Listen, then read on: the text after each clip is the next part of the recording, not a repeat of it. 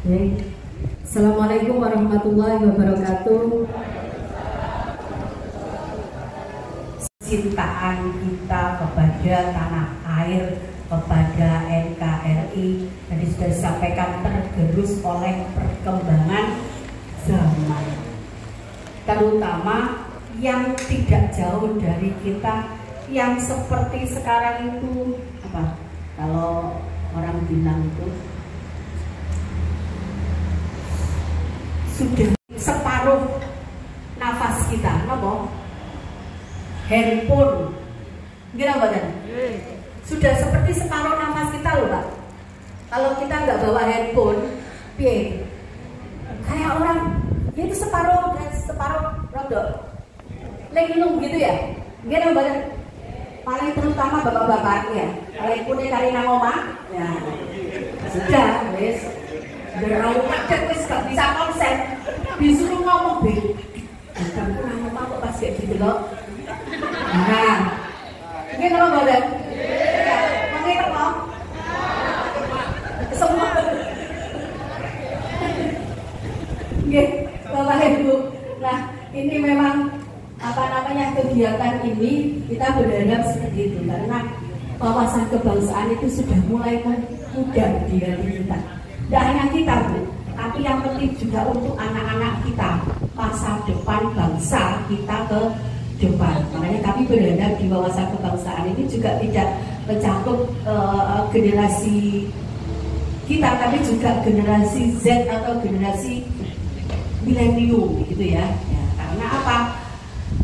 Dulu masih ada pendidikan PMP kan? Ya, sekarang sudah tidak ada.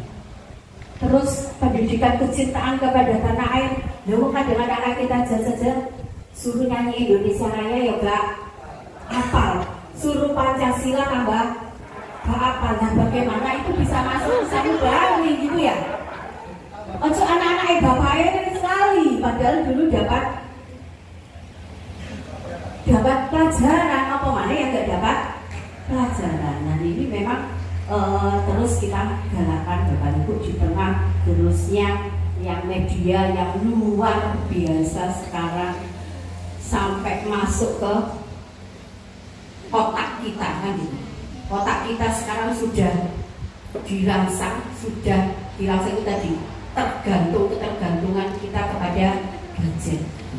Nah itu makanya kegiatan ini kami inisiasi dan alhamdulillah sudah bisa dilaksanakan di PAK 2025 ini. Maka insya Allah ke tahun depan juga akan terus kita galakkan. Karena ini terus sosialisasikan. Kalau kita sudah sosialisasi dengan harapan panjenengan nanti akan bisa sosialisasikan ke masyarakat yang ada di sekitar panjenengan. Itu tujuannya, nggih. Tadi mungkin sudah disampaikan banyak hal oleh pemateri sebelumnya. Saya tidak usah banyak isi. Nanti sepertinya ini kepinginnya tanya jawab mawon ya. Mumpung ketemu kan gitu. Nah, tadi sudah diwakili Pak Wakil Ketua. Saya sedikit saja perkenalan. Tadi Pak Kades belum pernah ketemu ya Pak. Yang lain mungkin begitu ya. Padahal diambil ini. Masa guru ke apa Pak? Baik, sekilas saja kurikulum vitae.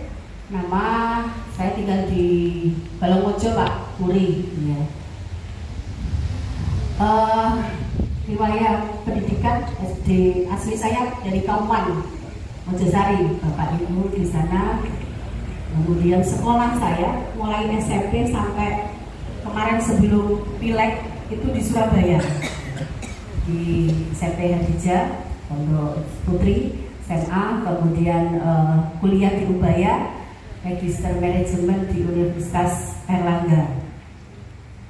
Pengalaman pekerjaan dan organisasi. Nah, pengalaman pekerjaan saja jadi gak ada hubungannya sama politisi sebenarnya. Saya itu terdampar di politik ya. Lulus saya langsung kerja jadi marketing officer pelayaran peratus di daerah ekspor impor. Kalau yang di Surabaya daerah Perak itu ya. Kemudian 2 tahun saya di sana ngurusi ekspor impor ya. Kemudian ada jadi direktur karena saya ikut abah saya dulu pemborong lama Jumadi barang lagi Pak Kades kita apa? Kok nggak ada Pak Kadesnya ya? Oh iya. Itu makanya kemudian saya kerja di kontraktor dan kebetulan juga jadi wakil ketua Gapeksindo Kabupaten Mojokerto pada masanya dulu 2004-2008 sebelum jadi DPR gitu ya.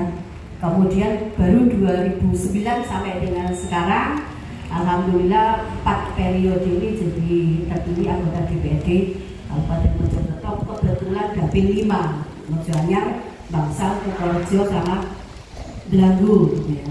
Organisasi tepat di Ketua Perekonomian PW Fatayat, alumni PW sama alumni pengurus PP Fatayat Pusat. Kalau sekarang Desa Fatayat mana ya? Des Muslimat soalnya wis sekat gitu ya. Itu sekilas mungkin. Dan terakhir Ketua DPC PKB sekaligus Ketua DPRD Kabupaten Mojokerto, alhamdulillah 2 periode. Next, langsung saja ini sekilas kenapa sih kita butuh kegiatan ini, kok momennya pas gitu ya, pas kemarin tanggal September ya, pas rame-rame ini kemarin ya. Nah, itu tadi. Nah, karena sekarang posisinya itu negara, kalau Bapak Ibu tahu ini tidak sedang dalam keadaan baik-baik saja, khususnya masalah ekonomi, betul nggak? Dan itu sangat-sangat bisa memancing emosi gitu ya. Karena apa? Ya kita paham, nek wong ekonomi nih sudah mapan gitu ya, sudah kuat, kira-kira uripe kan gak mikir yang aneh-aneh gitu ya, wes enak karena semua sudah kecukupan. Tetapi karena keadaan ekonomi yang tidak baik-baik saja, semua bidang juga lagi lesu, badan yang sekarang cari kerja sudah nggak cuma ribuan jutaan kalau cari kerja. Lowongan satu, sing Uber bisa 1.000 sampai dengan 10.000 orang. Cari sesuap nasi juga susah. Harga barang-barang sekarang juga mahal gitu loh. Dulu beras bisa 9.000, 10.000 dapat beras. Sekarang 15.000, bayangkan. Padahal kita itu sudah gempor-gempor swasembada pangan. Tapi ternyata kenyataannya memang ini sudah global ya. Sudah kejadian tidak hanya di Indonesia saja, tapi seluruh dunia lagi tidak sedang baik-baik saja. Bu, memang hal kecil saja bisa memantik masalah. Apalagi orang yang mau menunggangi atau untuk kepentingan pribadi ngacak-ngacak bangsa Indonesia. Ya. Kayak kemarin itu, sebenarnya adik-adik kita mahasiswa yang mau meluapkan keinginannya dengan demo, biasanya demo juga baik-baik saja gitu. Kita terima saja di DPRD, di demo, siapapun monggo kita terima. Tapi kemarin beda karena sudah ada kegiatan yang mau menunggangi dan merusak persatuan kesatuan bangsa. Dan itu kejadiannya sangat cepat. Alhamdulillahnya di Kabupaten Mojokerto ternyata persatuan jiwa rasa memiliki kita masih luar biasa. Saya apresiasi sekaligus berterima kasih kepada panjenengan semua yang hadir, TNI, Polri, Forkopimda, kemudian seluruh perangkat desa sampai dengan masyarakat desa bahu-membahu supaya Kabupaten Mojokerto ini tetap aman dan damai. Tidak mampu orang luar untuk memprovokasi kita berpecah belah. Padahal kita hanya punya waktu sehari waktu itu, gitu.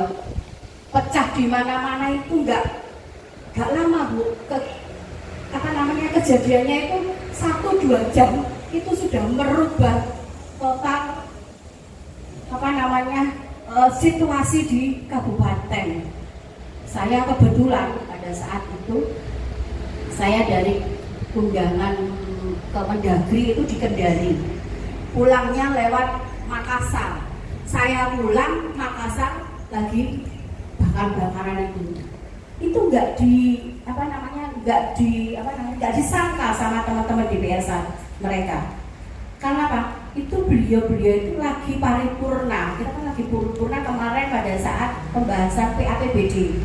Paripurnanya malam.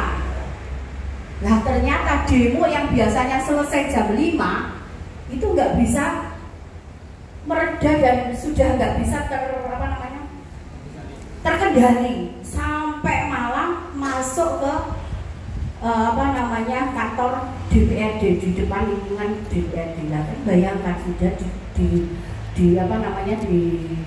gerbang orang berapa 1.000 lebih kegiatan itu sudah nggak bisa bendung gitu ya. Dan pada malam itu ya kita ikut bela sungkawa, ada 4 korban. Kita di Kabupaten Mojokerto itu sudah pengalaman buruk gitu ya. 2010 kalau tidak salah itu. Saya itu sudah trauma betul dengan yang seperti itu. Karena 2010 waktu itu saya juga sebagai saksi. Pada saat itu ada visi misi calon bupati Bapak Ibu di kantor DPRD ya. Kita di dalam, semua yang di dalam, mulai PLT cuma calon bupati semua, OPD, tim sukses semuanya di dalam. Di luar ternyata diserang. Nah kalau dulu Bapak Ibu, molotofnya itu kecil-kecil, pakai botol kartiden itu ya, itu memang sempat dilempar. Dulu kantornya masih di alun-alun itu, molotofnya dilempar kecil masuk ke ruangan fraksi, bisa diambil terus dilempari keluar lagi gitu ya. Masih bisa ketolong kantor kita. Nah sekarang molotofnya botol-botol bir gede Pak. Begitu dilempar sudah langsung nyala, apinya udah nggak bisa dipadamkan. Pada saat itu pada saat paripurna nggak dengar Pak di dalam itu, masih kok kotak-kotak. Begitu keluar 40 mobil sudah kebakar. Itu 2010 dan itu catatan kelam di Kabupaten Mojokerto, dan itu kita tidak boleh terulang kembali.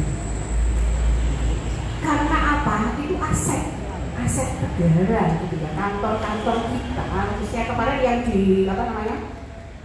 yang dituju itu kan Polres, Polsek atau DPRD, dan itu semua sudah ada tandanya Bapak Ibu. Tega nih ya, gak mungkin serigit itu. Ada tandanya, ada piloksnya gitu. Itu sudah diniati itu mau bikin onar. Di kantor Polres ya, ada Polres, ada Polsek, kantor DPRD, pilok itu baru kita segera bersikap. Karena itu apa?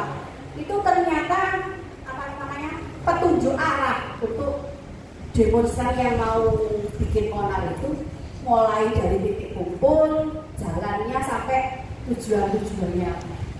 Dan itu tujuannya tidak kantor DPR saja. Ternyata ada fasilitas umum, mungkin toko-toko besar yang ada di sekitar kota Mojokerto. Saya nggak bisa bayangkan kalau kita nggak bisa bentengi teman-teman untuk tidak berangkat. Niatnya teman-teman mahasiswa itu bagus sebenarnya, menyalurkan aspirasi karena ketidakpuasan. Tetapi yang kita khawatirkan orang-orang yang sudah siap untuk menggali dan mau bikin rusuh. Dan memang faktanya di kabupaten lain yang bikin rusuh itu bukan warga setempat. Seperti kejadian di kota Kediri dan Kabupaten Kediri. Yang ketangkep itu bukan orang-orang dari Kediri Pak, tapi anak-anak dari luar. Maksudnya juga begitu. Karena saya pulang koordinasi, saya pulang dari Kendari, kebetulan pulang Makassar kebakar.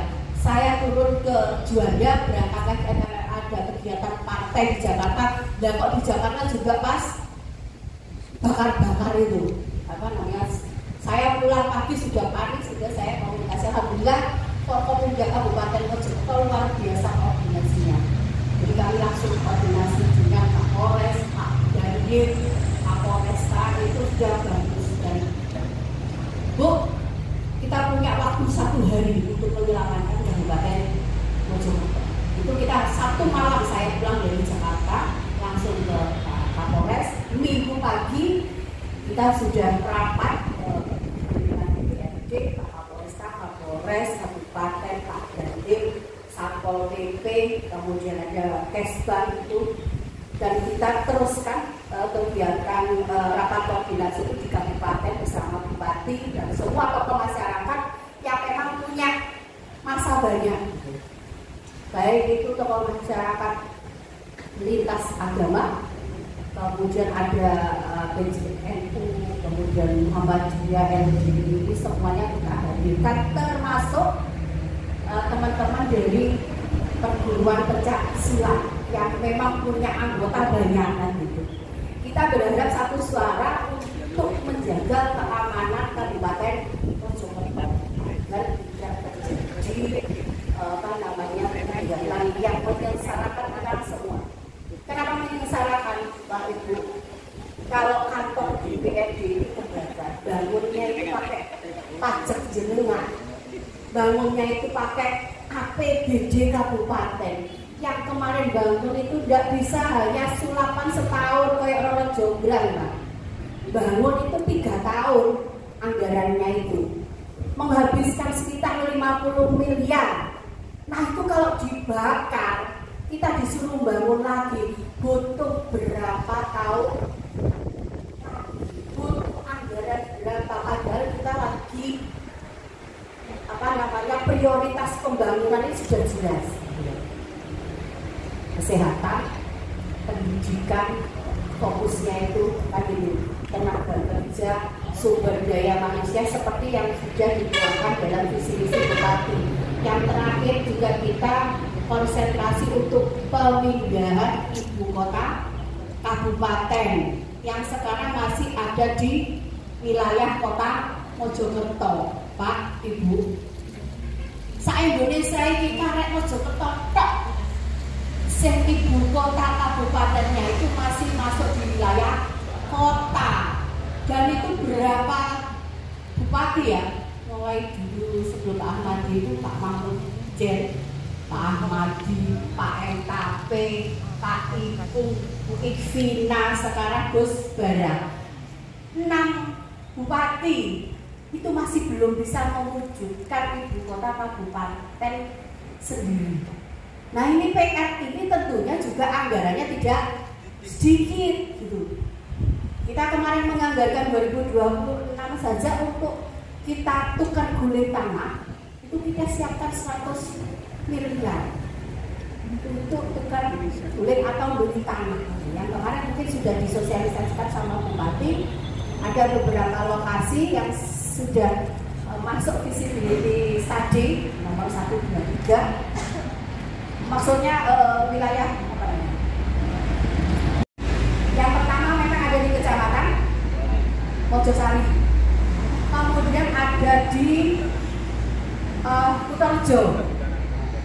Yang ketiga itu ada di Soko. Tetapi 2 ini belum masuk di Perda RT RW kita sebagai ibu kota kabupaten. Jadi yang memang masuk hanya di Kecamatan Mojosari dan bisa dipastikan nanti kita akan pindahnya di Kecamatan Mojosari. Dan itu butuh anggaran tidak sedikit, minimal 300 miliar ya, tidak sedikit loh. Dan itu tidak bisa kita lakukan dalam setahun. Itu nanti kita lakukan dalam 5 tahun kepemimpinan bupati. Sekarang itu akan diabaikan tiap tahun berapa? Kecil Pak istilahnya. Karena anggarannya juga terbatas ya. Nah kalau ternyata kantor kita ini dibakar, lo kan duit yang seharusnya untuk itu habis untuk benahi yang sudah kebakar tadi. Sekarang coba bayangkan itu Kabupaten Kediri Pak, entek Pak kantornya. Sak kantor bupati, sak kantor UPD, sak kantor DPRD-nya. Bupati ini nangis piye? ini bangun ini kan butuh berapa ratus miliar bangun itu dibakar dalam waktu 1 jam 2 jam. Yang itu kita harus punya rasa memiliki ya kecintaan kita kepada kabupaten kita. Nek wong cinta itu Pak, apapun kita curahkan ya. Jarine wong nek wis cinta itu tali kucing rasa saking cintae ngono Pak. Jadi nggak usah dikongkon, itu kita wis belani gitu loh maksudnya gitu. Nah ini kita pengen gitu dan alhamdulillah terima kasih kepada panjenengan semua yang sudah luar biasa menjaga Kabupaten Mojokerto tercinta ini aman, tentram, damai, tidak ada hal-hal yang mengganggu, merusui di daerah kita tercinta ini. Tepuk tangan semua. Nah ini harus kita doakan, tidak hanya ke kita Bapak Ibu, tapi ke anak-anak kita. Itu betul Pak, pengalaman betul. Karena yang kemarin, yang terakhir, yang kita tidak masih ngerudi jenenge lo biar area itu kan enggak gampang ya. Semalam ya kita teman-teman itu ya alhamdulillah sore sudah. Malam tinggal teman-teman ada 2 aliansi yang belum bisa kita raih untuk tidak berangkat dulu. Yang terakhir itu Pak, aliansi buruh, tapi di situ anggotanya teman-teman ini anak-anak sekolah Pak, setingkat SMA, STM. Cinta tanah air itu adalah bagian daripada iman. Nah itu harus memang kita gelorakan terus. Nah itu yang terjadi di Kabupaten Mojokerto sudah luar biasa apresiasi. Mudah-mudahan itu bisa terus kita pupuk bersama. Contoh Bapak Ibu yang sekarang ini ayo ini panjenengan semua juga tokoh masyarakat di desa masing-masing. Saya itu ya apa ya, nggak kecewa ya apa? Ya sebenarnya kecewa juga. Sekarang anak-anak kita itu ikut budaya luar negeri, Pak. Contohnya 17-an yang dulu kegiatannya itu pawai sonhorek Pak. Coba sonhorek itu apa sih manfaatnya? Saya enggak mengajarkan enggak. Cuman harus kita pikir apa manfaatnya untuk kita semua anak-anak kita. Oleh latihan Pak, oleh latihan joget-joget ya ibu-ibu. Parang enggak nom-nom tak saya ibu-ibu Pak, nggih. Oleh latihan 2 minggu seragame duwe. Ngetutno apa? Ngetutno sok Pak. Allah ngetutno sok joget-joget gitu. Iya kalau maksud saya gini, boleh kan Pak, apa namanya kamu hafal. Tapi endingnya itu ya tadi harus menumbuhkan kecintaan kita pada tanah air. Contoh sonhorek gak apa-apa tapi lagu-lagu kebangsaan mana sih Pak? Sonhorek kan ada 17 tapi versi sonhorek gak apa-apa kalau gitu. Enggak gitu. Soalnya versi DJ Panda. Pak kamu ngerti artinya? Padahal saja nih artinya juga karu-karuan sebenarnya kalau paham artinya. Nah itu. Ayolah kalau tidak dimulai dari diri kita sendiri terus sopo kan gitu. Jangan sampai anak-anak kita ini akhirnya terbius sudah apa namanya itu kan sudah masuk otak ya, gak arah kecil-kecil barang Pak misalnya. Sekarang di mana ada kegiatan sonhorek, waduh sudah ribuan yang datang. Sakno bapak-bapak TNI Polri ya, sebagian mengamankan itu. Karena biasanya ya jangan sampai orang terjadi. Ujung-ujungnya ada yang mabuk-mabukan, habis mabuk terus tukaran, tawuran kan gitu. Nah ada yang luka, di samping itu ada yang masuk ditangkap polisi kan gitu. Nah kita kalau tidak kita yang apa namanya membuat aturan, apalagi panjenengan ini pemangku wilayah ya. Apa namanya pembuat kebijakan di wilayah masing-masing di desa. Terus kemarin bupati ini nang desa itu ya Pak, kades semangatnya, ya kan? Kabupaten juga begitu. Ada DPR, ada bupati. Kalau kita tidak sinkron dan kita tidak membatasi atau mengurangi kegiatan seperti itu untuk supaya anak cucu kita ini tidak terkontaminasi oleh kegiatan maksiat atau yang menyengsarakan masa depan mereka sebenarnya. Mek seneng-seneng tok lali wayahe sinau, lali wayahe kewajiban sebagai pelajar, kemudian tidak ada keinginan untuk bekerja, kan repot. Dilaporkan komisi kenapa sahur kan repot kan gitu. Nah akhirnya anak-anak kita ini nggak efek jerah. Nek biar pak masih di selentik gurunya yo menang paling nangis kok. Nek sekarang kena asal. Nah maka itu beda generasi, beda pula penanganannya.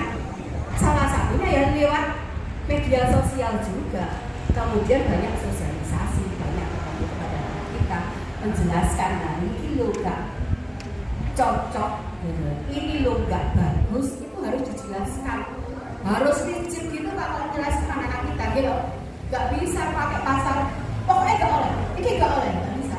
Nah anak saya ini pak, jangankan anak jauh, anak saya saja kecil SD, ini diseneni, bawa tasnya, katanya minggat pak. Belanja masalah. Karena kita harus tahu apa sih permasalahan yang ada di masyarakat supaya kita paham gitu ya, nggak hanya jari ini kayak kendang nggak oleh kita posisi kan itu karo ya. Nah ini kita belanja masalah supaya tahu apa yang dibutuhkan diharapkan masyarakat dan nanti akan kita kolaborasikan DPRD juga dengan pemerintah.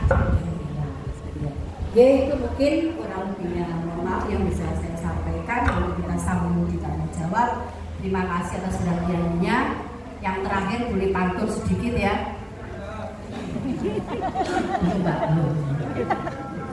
Perut lapar mintanya nasi, makan lauk sambal terasi, jaga bangsa dengan toleransi, keberagaman harus kita apresiasi. Terima kasih. Kalau tidak mohon maaf. Assalamualaikum warahmatullahi wabarakatuh.